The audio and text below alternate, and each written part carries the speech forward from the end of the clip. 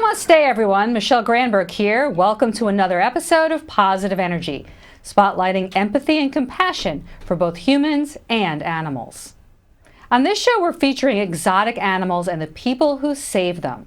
Wild Exotics Animal Rescue provides connections with forever homes for unwanted exotic pets. Stay tuned to discover how you can help scaly, feathery, and furry beings. Positive Energy starts right now. Welcome to Brittany Riggs from Wild Exotics Animal Rescue to Positive Energy. Yes, thank you so much for having me. I'm so excited to be here with all my friends. So tell us about Wild Exotics Rescue. So Wild Exotics Animal Rescue is a small New Jersey business. We are currently not a 501c3, we're not a nonprofit, perhaps one day, but right now we create and sell animal-themed apparel to help us raise money to rescue animals and bring them to other sanctuaries and give them asylum. Love it. And who have you brought, our first guest, with you today? So this is Persephone. She is a boa constrictor imperator. She's been with me for about a year and a half. She's a very strong girl, as you can see.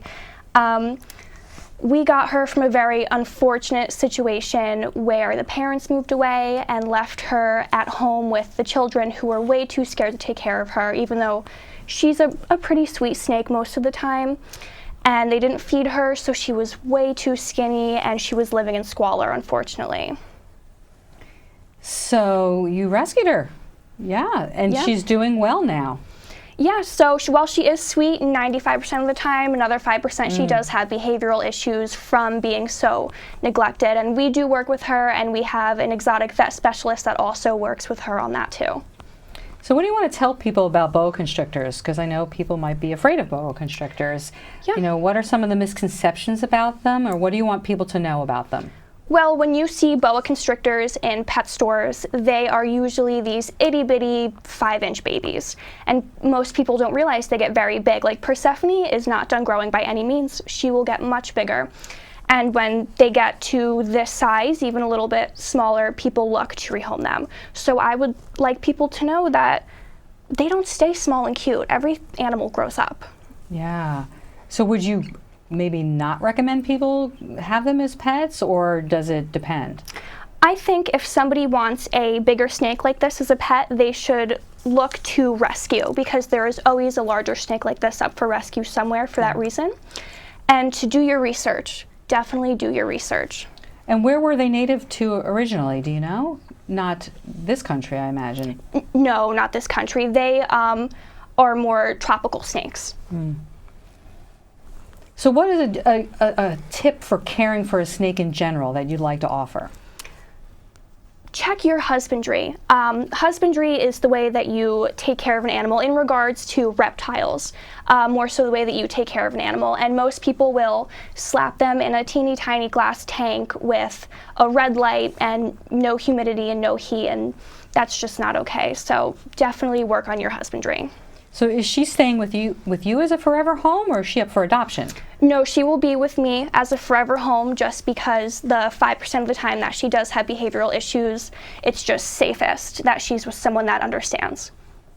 So what she's doing right now, just kind of continually wrapping around you, why is that? For warmth? Is that just because they love to keep moving? So they do love warmth, and I am pretty warm, but they will wrap around like this if it's a pull or if it's my leg, just because that's just how they move. They love to be in tight spaces and be held tight, and holding onto my leg tight like this is like a natural thing.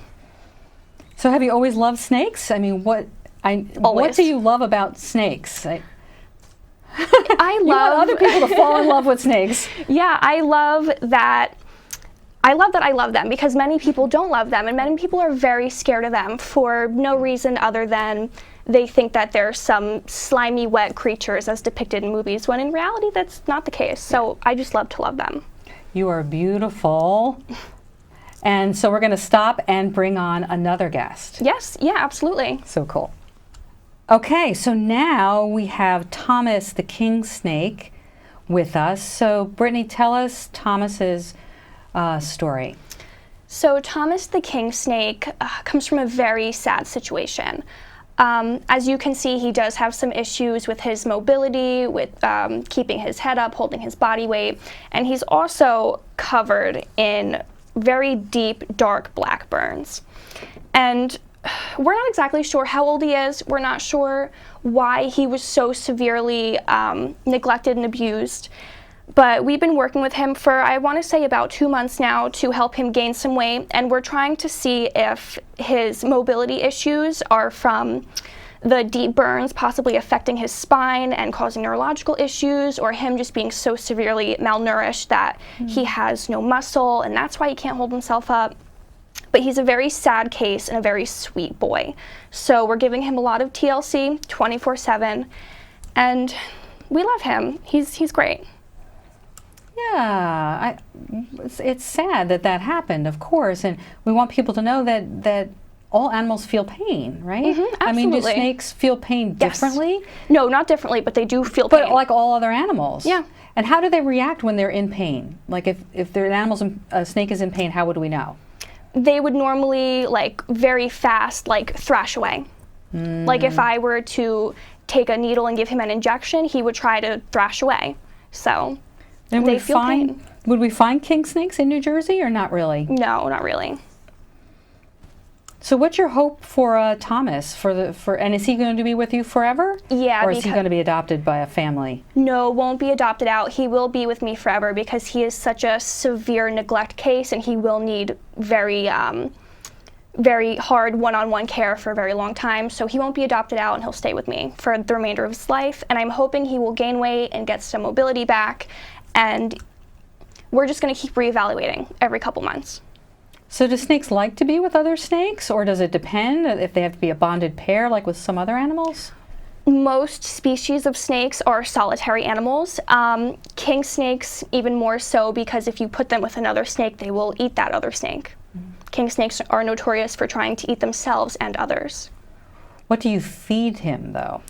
Right now, he gets small frozen thawed mice, and sometimes I do have to inject the mice after they're thawed out with water to help him keep up his hydration levels.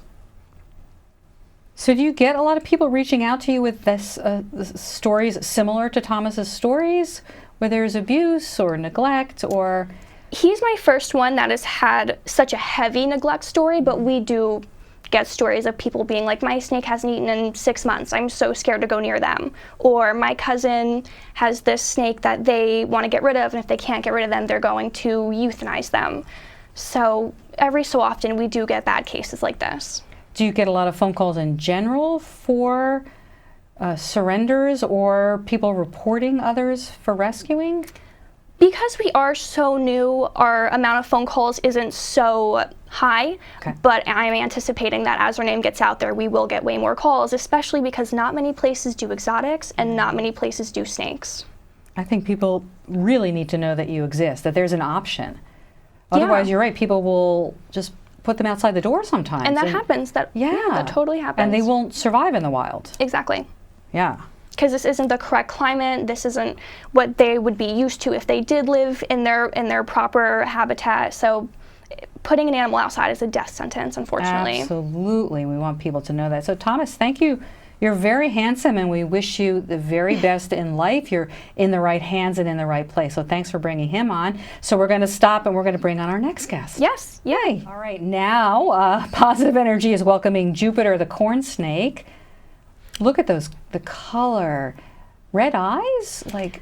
Yeah, so Jupiter is going to go into a shed very soon. So he's actually much more vibrantly colored. He's kind of dull right now because he's due for a shed probably within the next couple days.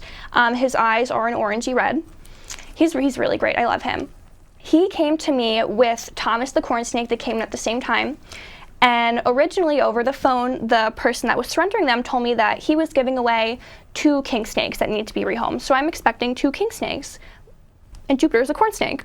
So no problem, you know, I was still willing to take him in, no problem at all. And it's still a big question to us why Jupiter came in such amazing health and Thomas didn't. So Jupiter is also very old. Jupiter is in his 20s, and that is usually end of life for corn snakes in their late 20s. But he is so spry, and I don't think he's gonna go out any day soon.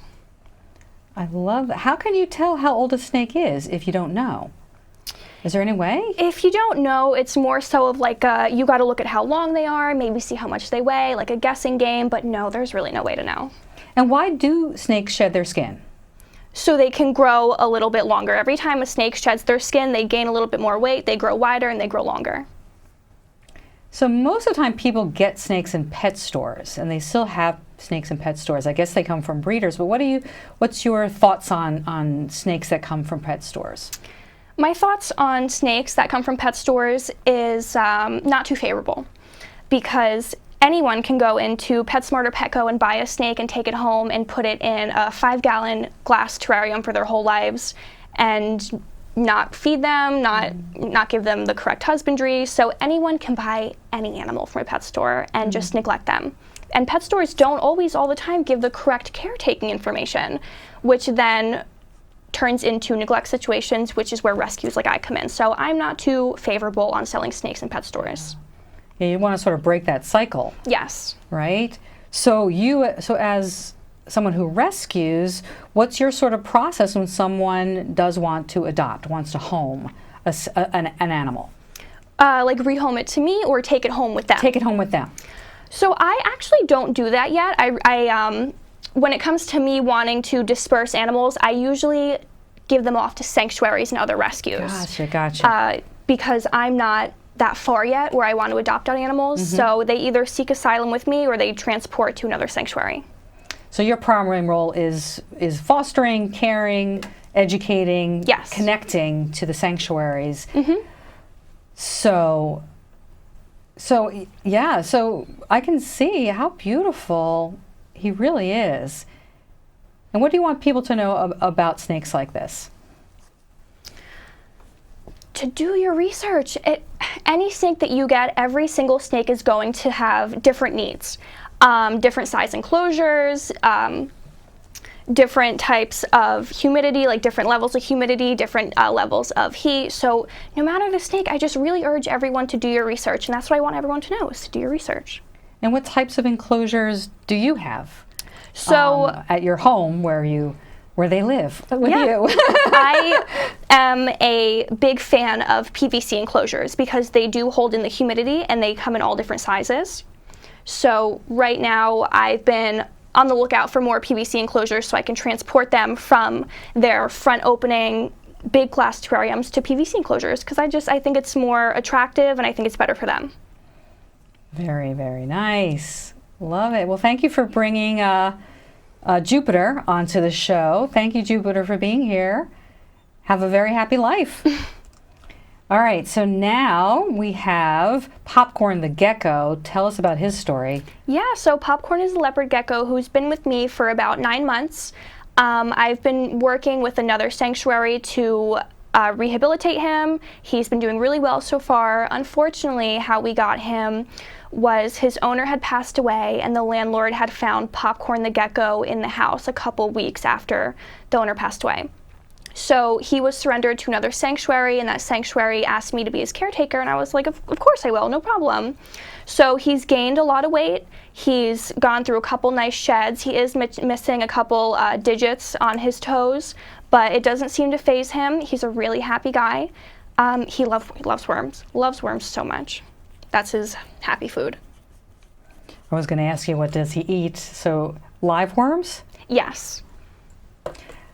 That's what he would eat in the wild. Yeah, leopard geckos don't eat any vegetables, no fruits, nothing like that. They are primarily meat eaters. So worms are his go-to. And crickets, big fan of crickets.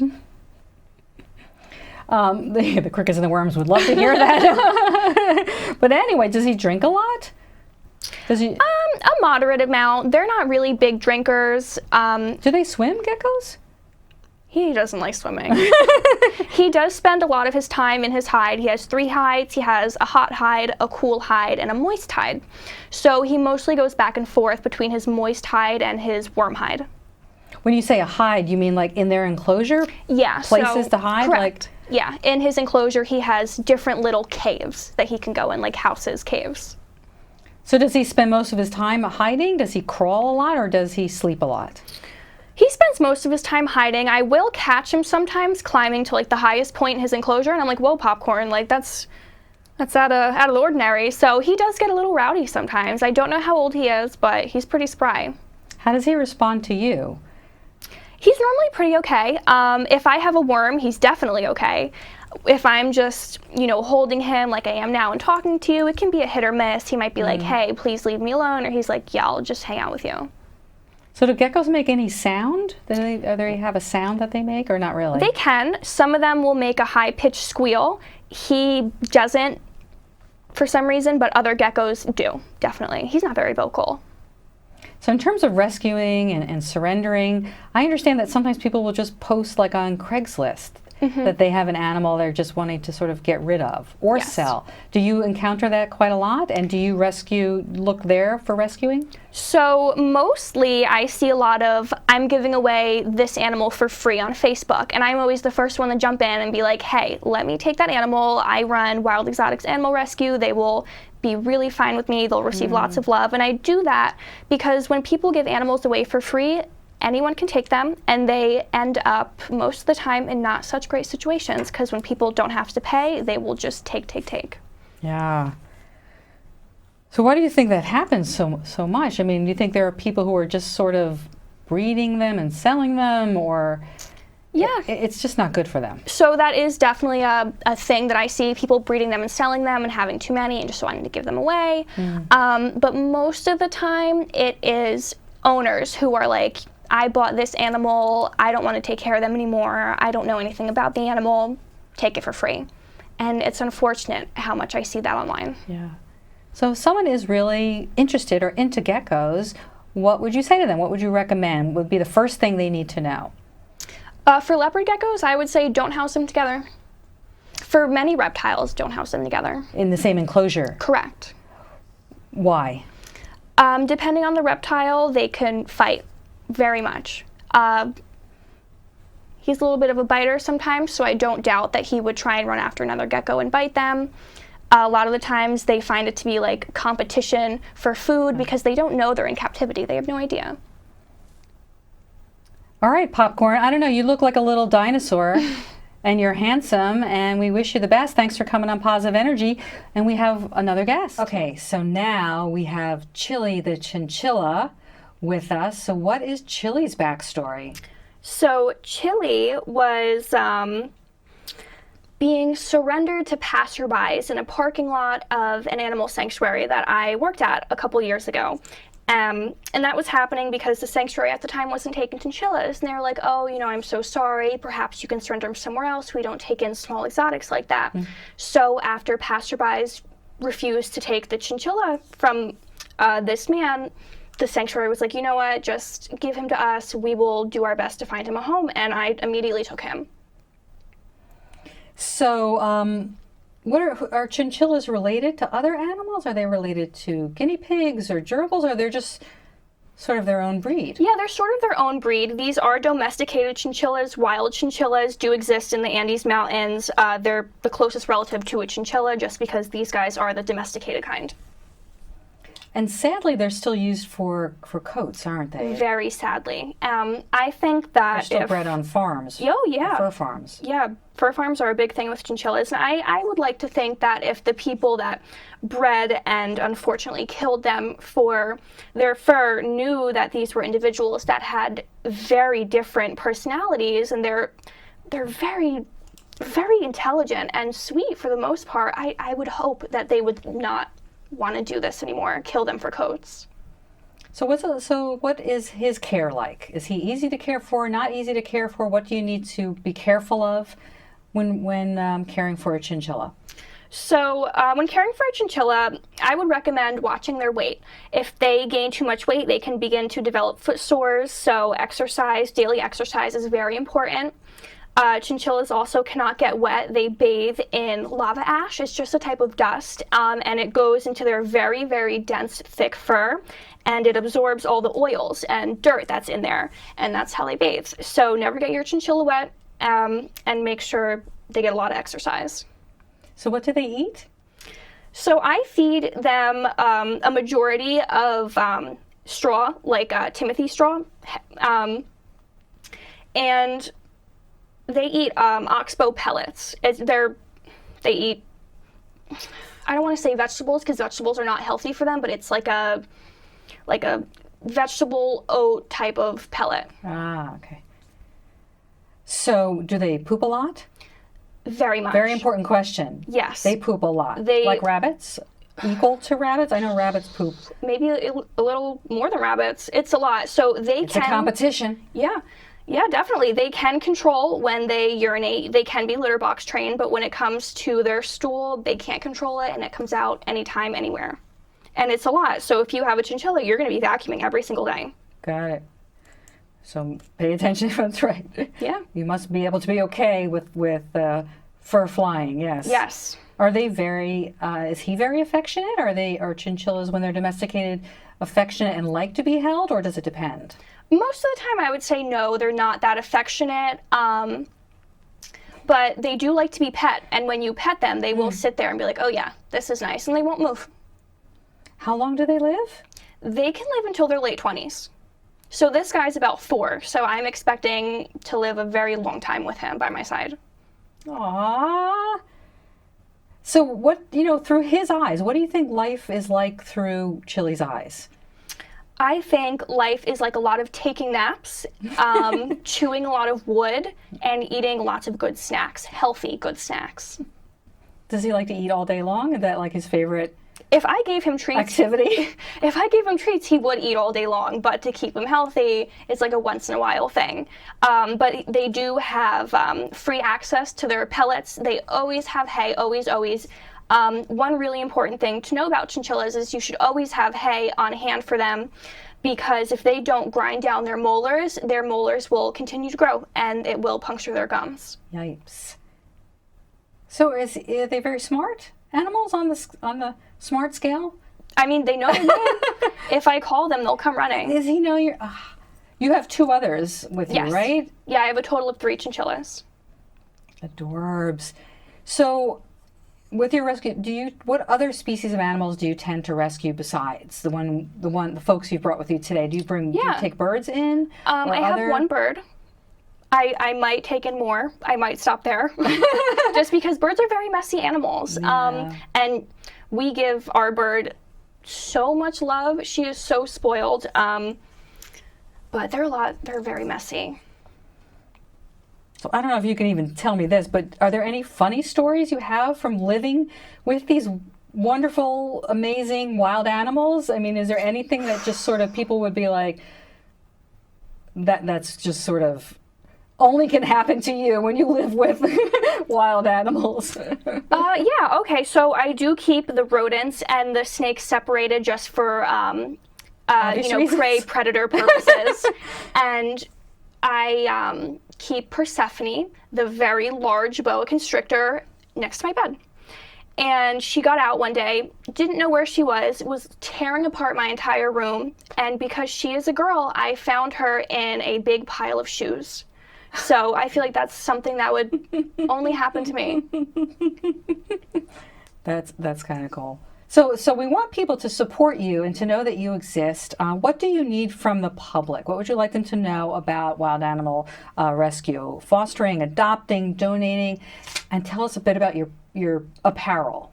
Yeah, so I would say most of all, we always need contributions, and that can be from whether people come and visit us at the events that we do on weekends, because we do events all across New Jersey, to give contributions or come and help us out, run the booth, or especially the biggest thing that really helps us out is apparel purchases, because all the apparel that we sell, the money goes right back into the animals to help us save more and build better enclosures. So you have a website. Yes. And you're on social media. Correct. So people can find you really easily. Yeah, we're on Facebook, Instagram, and we have a website. Okay, we're going to wrap up. In a final word or two? My final words would be to always be a voice for the voiceless, whether the animal that you need to speak up for has scales or fur. Everything needs to be helped. Everyone needs to be helped. So always be a voice for the voiceless. I love that. Be a voice for the voiceless. Mm-hmm. Thank you, Brittany, for all the wonderful work you're doing with these beautiful creatures. Thank you, Chili.